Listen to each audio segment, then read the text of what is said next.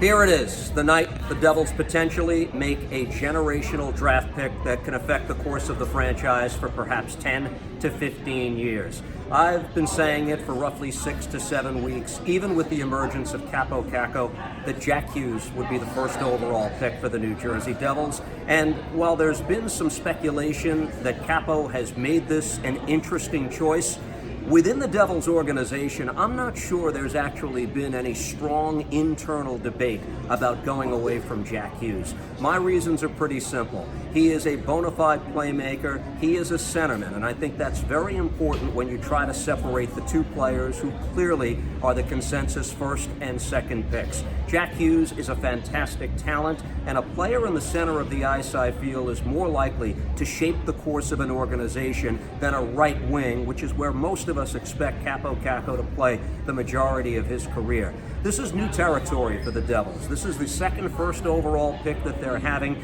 in the span of 3 years. When you talk about what took place during the glory years of this franchise, a team that won 3 Stanley Cups over the course of an 8-year period, the remarkable thing about that era, the Lou Lamoriello-built championship teams, is that the New Jersey Devils, over the course of 15 years, did not have a top 10 pick in the draft once during that decade-and-a-half span. Here they are, winners of a draft lottery for the third time since 2011, when they selected Adam Larson with the 4th overall pick. That's as high as they can go that year. Nico Hischier in 2017, and now Jack Hughes. Basically, I'll be surprised, very surprised, if he's not the first name off the board. The excitement builds here at Championship Plaza, where the Devils fans are celebrating. Obviously, they're excited. The Rangers have the number 2 pick. For their take, here's more. Hey hockey fans, Giannone and Dave Maloney here at Madison Square Garden as we prepare for what is going to be a really exciting night, Davey. The Rangers with the number 2 pick, the Devils with the number 1 pick. We know who the top 2 picks will be. We don't quite know yet where they're going to go. Well, certainly, and I go back to the lottery night. So I actually have it on the TV at home. And then I have to be honest, I don't quite know how the odds all work and all those balls drop. So at a certain point, they go, the Rangers go to number 3, and I'm like, what? Yeah. Go to number 3, and then they pull Chicago's card. Does that mean 1 or 2? So it's Hughes or Kakko. So this is for a franchise that has not been in this position before, and to me, it says an awful lot about what's happened here. You do the right things, you build the right way, and then you get a little bit of luck and all the excitement and everything. And add into the crosstown rival, they have to make the decision. They're the ones that are going to have to defend the decision. Both of us are going to get a good player. Exactly. I mean, the Rangers are really in the biggest no-brainer position, maybe in draft history. They know who they're going to pick. It's whoever the Devils don't pick. Let's talk about the 2 players. Jack Hughes, another worldly talent, just turned 18 years old, 112 points in 50 games last year. He's still considered the consensus number 1, although we won't know until the Devils actually. Well, the thing is, there's a couple of things about the 2 picks, right? They're distinctly different players, and I think most people agree the absolute upside is with Hughes. Right. And Connor McDavid, when you hear the Connor McDavid comparisons, you hear Johnny Gaudreau, he's Gaudreau-like size, so he's an electrifying player. But he has not played against men. And when you talk about Kakko, he's played in the big league over in Finland, and he has been dominant in the last year at every tournament he's played in, whether it's World Junior, U18, or the World Championships. So this is a guy, it sounds like, as part and parcel, is ready to play. So as you mentioned, John, the Rangers just have to sit back, twiddle his thumbs. Oh, we're up? Yeah. Oh, we got Hughes or Kakko. We'll take that other guy, right. In terms of Kaapo Kakko, you talked about he played in the World Juniors, won gold, then played in the World Championships against a lot of NHL players, against men. This is a kid who's also only 18, scored 6 goals in 10 games, Finland wins the gold. He is as advertised. A lot of people are making the comparison to 2016 when you had Austin Matthews, an American center, and Patrick Laine, a Finnish forward. Is he Laine, or should we pump the brakes a little bit? Oh, no, he's not Laine, which is a good thing. He's Rantanen, the kid in Colorado. So Laine can disappear. Right. This is a guy that plays physical in all 3 areas of the ice. He has a bit, not a bit of it. He's got that Finn compete. The Finns have a real neat compete level. They're almost Canadian, and that's what the point is. No, I think, and the difference really, for him, there's going to be an adjustment. First of all, let's not forget he's only 18. Right? He is man-sized, but he's not man-strong yet. And secondly, he's played on bigger ice surface. The ice surface here is obviously smaller. That's going to take some adjustment. The World Championship was on bigger ice surface. You can't hide here. Not that he's a hider, but there's going to be some adjustment.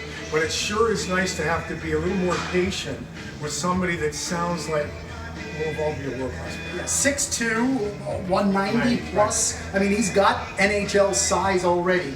We saw how electrifying he can be against big boys in the World Championships. Of all the elements that he'll bring to the ice, what is the one or two that stand out? Well, it certainly looks like he uses his size well. He's not afraid. He's not afraid to go to areas where you have to pay the price, and he does have that bravado. His skill sets are big man skill sets. By all accounts, he may very well turn out to be the best Finnish player ever. Which, again, I have to put the brakes on things here because you're talking about Timo Solani. Right. You're talking about a lot of great Finns, Jari Kurri.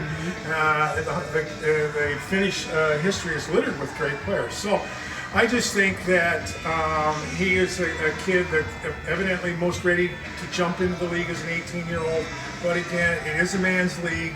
He's not a man yet, but he's sure developing quickly. So either Hughes or Kakko will join a Ranger team that really retooled defensively over this last week with the addition of Jacob Trouba. For those who only know him from a distance, what are the Rangers getting? They're getting a horse.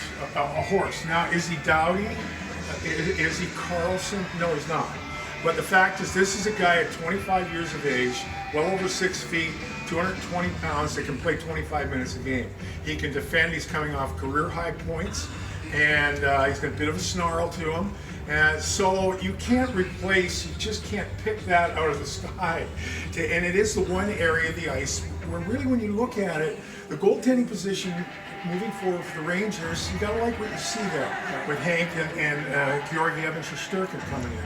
Up front, there's a lot of bodies, a lot of flexibility there. It is the one area of the ice they needed a horse. And they got it in Truman. It'll be very interesting to see him. The Rangers will make every attempt to get him signed. And lo and behold, come fall, we'll see Jacob Kruger on the blue line. So you'll have the number 2 pick. You'll have Kravtsov from last year, their first round pick. You'll have Anderson and Hedel. You'll have a whole bunch of young players that bring promise. What is this training camp going to look like for the Rangers, Davey? Are we going to see all of them with a legitimate chance to make this team? Should we expect to see some of them make it? I think I happen to err on the side of lowering the expectation and be pleasantly surprised as to be raise the bar and be not pleasantly disappointed in the whole thing. And I think it sounds like, but until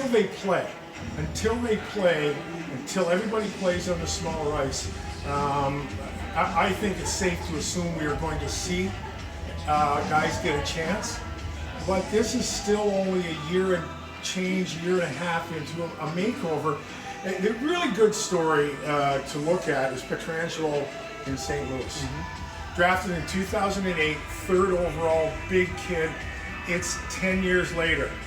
10 years later, he wins the Cup, right? Now, he's been a really good player for 4 or 5 years. So not to put a damper or anything, but realistically, we've got a lot of good things happening, but there's going to be great things happening in the future. There is going to be a great thing happening behind us tonight. A little bit after 8 o'clock, the first pick will be made. The Devils will make it. The Rangers will make the second pick. We'll have it all covered for you on the MSG 150 tonight. So tune into MSG, especially after that second pick, and we'll have it covered for you here at the Garden. Thanks for joining us.